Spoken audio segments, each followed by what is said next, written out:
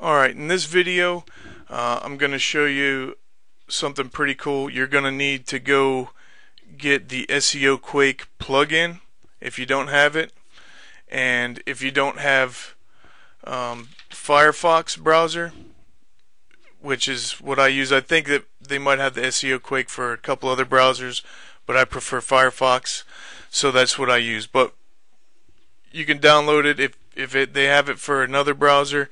Go ahead and download it. It's free and it's totally cool. But if you don't have it, I recommend Firefox. I'll have a link under here for both Firefox and the SEO Quake plugin. Alright, so what is the SEO Quake plugin? Well, if you haven't noticed, I got a bunch of funky stuff going on my screen here, okay? And this is SEO Quake running. Now I have it set up so that it doesn't automatically pull all the information every time. I have to request it because I do a lot of searches and Google thinks I'm some kind of bot a lot of times, and they keep making me type in CAPTCHA codes.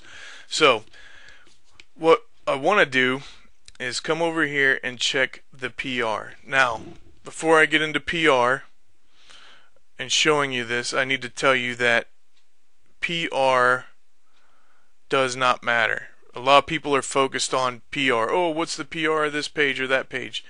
Google only changes PR 2 to 3 times a year. Okay?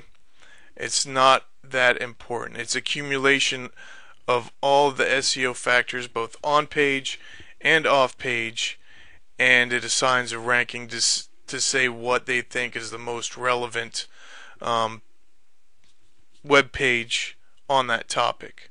Okay, but you'll see here in a minute that PR, it doesn't really matter. It affects us as far as the difficulty in ranking, which we want to take a look at. So basically what I want to look at is I want to see most of the stuff in here under the 3 or under range, and we can usually get past those. Okay, so this one's PR3, PR4, 4, 3, 2, 1, 2. This one's a PR6, but this is actually the main Coldwell Banker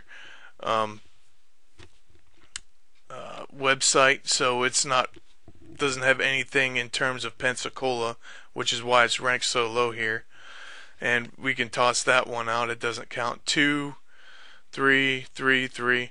So yeah, this looks like it's pretty darn good.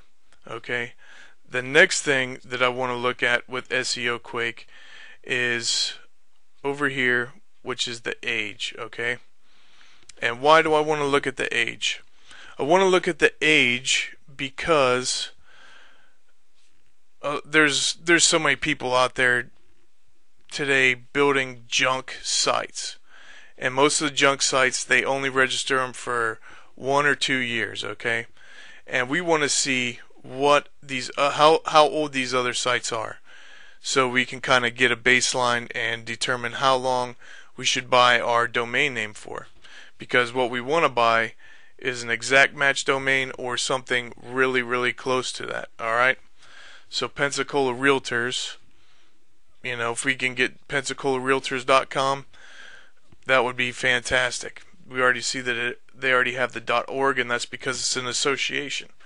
But I'll get into that when we get into the buying domain names, and that'll be in a future video. So what I want to look at is the age right now, and we can see this site has been around since 03, 2001, 2002, 2000, 06, 01, 05, 96, 99, 98, 98, 2002.